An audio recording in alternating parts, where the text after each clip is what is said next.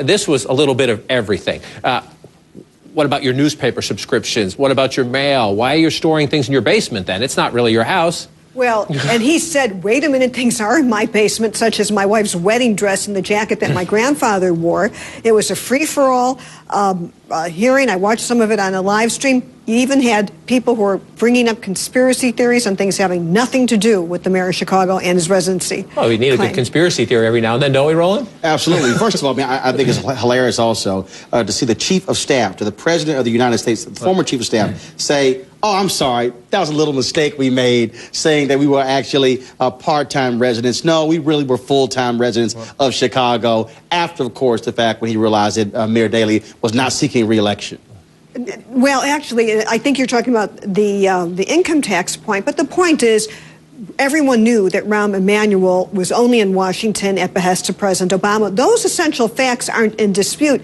The legal question, and I think this will go all the way up to the state Supreme Court, John, is whether or not these statutes are taken in a way that says you could be, quote, a service to the United States and have that invalidate your residency. Sort of a letter of the law, spirit of the law. Where do you make an exemption for military service or serving a president? And that's why you have judges. This is just the first of several layers of legal hearings we'll be having. But you got to go back to, look, this whole notion of, okay, I'm serving the president of the United States. I got you.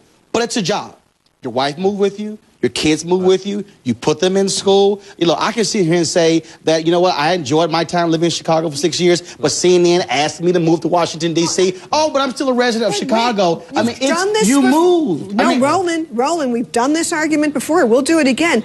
There is a part of a law in Illinois that specifically talks about if you're in service to the United States. Right, and more than likely they were talking about the military, not some guy who's the chief of staff in an office. That's why they have judges. Let's listen to just a little bit. We put together some of them are colorful, some of them are interesting, some of them just seem a little bit bizarre this hearing today. Wait, we put together a little bit of it. Listen to this.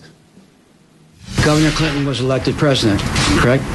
That's the record, correct. Did you subscribe to any Chicago newspapers on a home delivery basis in 2010 besides Exhibit 31?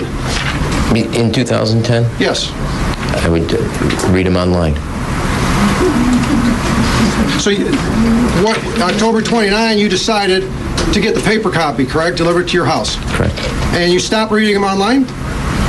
Check them periodically during the day. Of course, that room is the kitchen? Yes, Mr. Ellison. Very good, Mr. Ellison, yes. U.S. history for 200. Now, some of the questioning is a tad bizarre, but they're trying to make the point.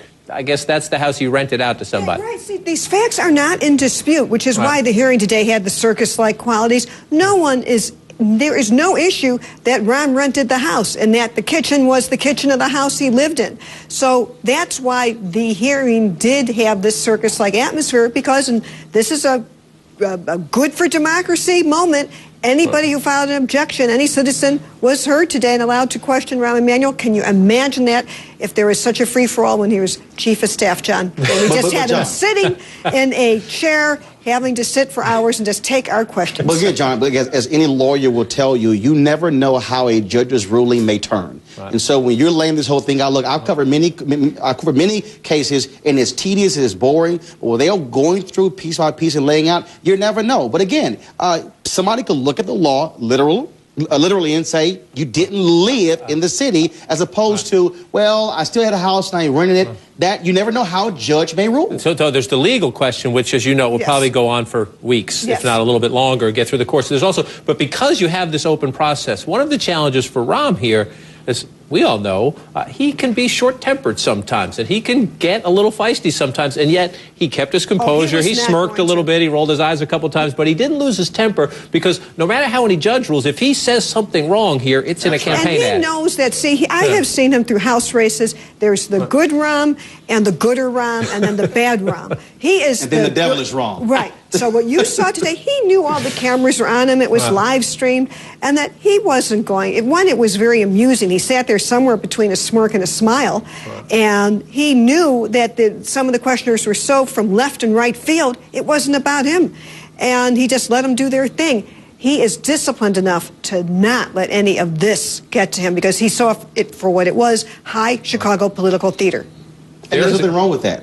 No, we all love theater. No. Right. Let the people speak. All love theater. Let the And people again, ask questions. I go back to it. It's just so funny also because here's the other piece. Trust me, if any of Rahm's opponents were in the exact same position, I guarantee you his attorneys will be on the other side doing the exact same questioning. So it's not as if, oh, it's poor me, I'm Rahm. No, they will be on it as well. Well, the guy he served here in Washington, Barack Obama, did that when he ran for office. That is how he started his political career. Challenge petition. Elbows. And that's just part of the Chicago political culture. Rahm challenged in 2004 a rival on the Democratic primary. He challenged his nominating petition. So even though this might sound a little weird to people who are listening, like why are they having this fight? It's because part of the political culture is there are rules about getting on a ballot, and we're going to hold your feet to the fire to make sure you have dotted every I and crossed every T. That's part of this. The law is the law. The law is even the for law. Rahm Emanuel. Which is why this is going into court, and everyone knows that. All right, we'll continue to track. The hearing could go on for 2 more days. Is that at right? least. All right. Lawyers are saying great legal fees. Well, great. It is good for the lawyers, isn't it? All right.